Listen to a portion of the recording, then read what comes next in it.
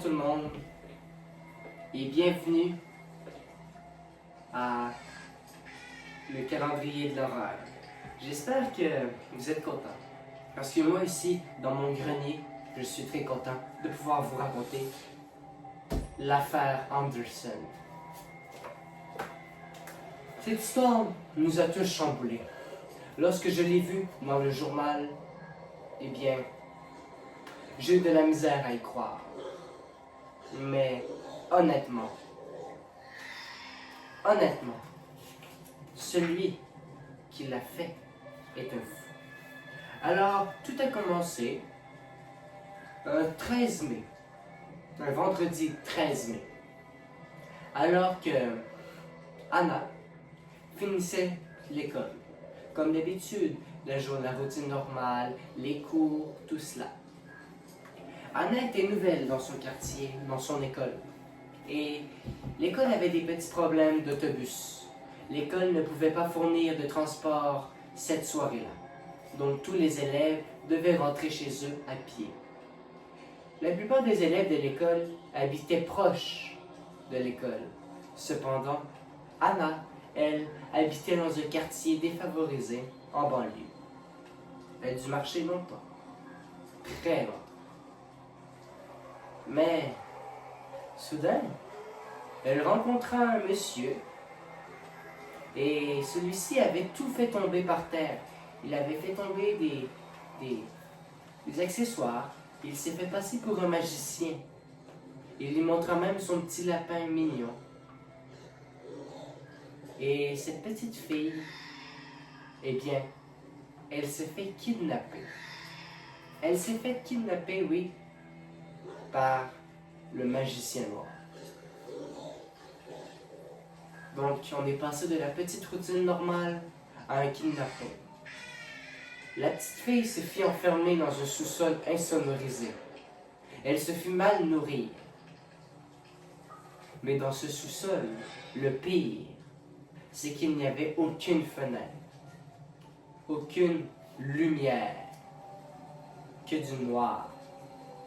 Il y avait un vieux lit qui grinçait.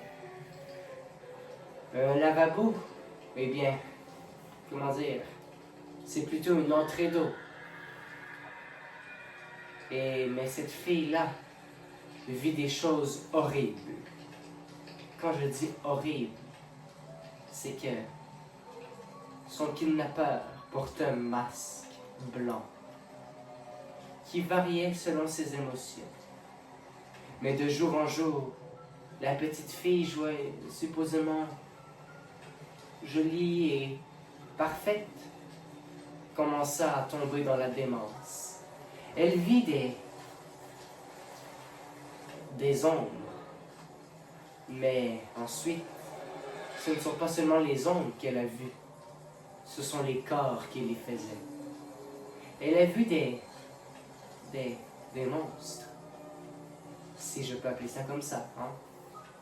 Elle a vu une autre petite fille, sûrement une autre des victimes du kidnappeur, qui faisait le pont dans les airs et qui tournait sur elle-même. Dur à croire, n'est-ce pas? Elle entendait des petits la la la la la la le soir, tard le soir, très tard. Mais un jour, plus de nourriture, plus de rencontres avec le kidnappeur, fini. Et après quoi, 3 jours, le corps de la petite fille tomba. Elle mourra de soif et de faim. Ce n'est que 18 ans plus tard que lorsqu'un couple acheta la maison, qu'ils découvrirent la dépouille de celle qui avait été kidnappée le vendredi 13 mai. Alors, on apprit que son kidnappeur se nommait Thomas Anderson et qui apparemment avait disparu du jour au lendemain de cette maison. Est-il mort Ou est-ce qu'il rôde encore dans certaines rues? Certains ont cru l'apercevoir le soir des vendredis 13. Une chose qui est sûre,